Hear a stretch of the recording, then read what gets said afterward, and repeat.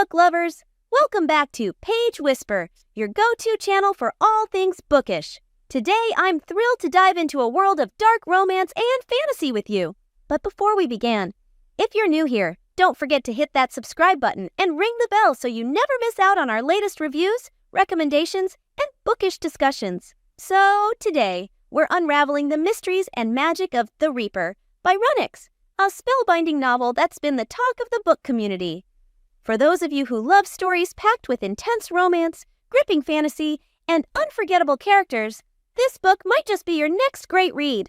Before we start, let me tell you, this video contains spoilers for the book.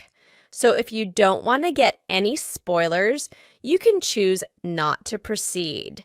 But if you are like me, who gets more excited to read the book after listening to some spoilers, then let's dive into it. This is the second book in the Dark Verse series, and yes, you need to read the previous book to understand the plot of this book.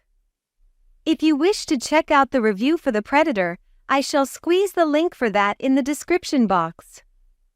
Well, the book, like the previous one, is narrated in third person's POV. The story starts from right where The Predator ended. This book has epic plot twist, and to be honest, it leaves me stunned and happy as well. So the story of Tristan and Morana continue in this book, but you must be wondering that, if Tristan is the Predator, then who is this Reaper?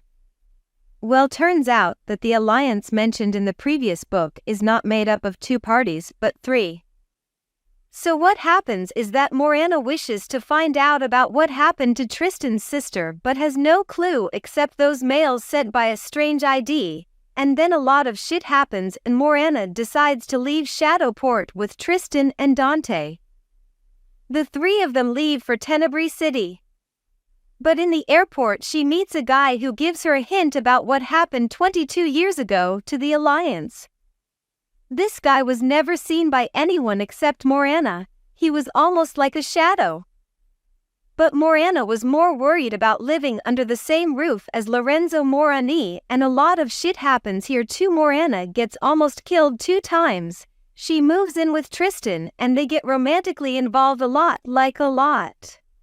The airport guy meets Morana 2 more times and Tristan gets pissed when he finds out about their secret meeting. But the heartbreaking moment is when the news comes out that Dante Morani is dead. Hearing this, Amara has gone missing from days.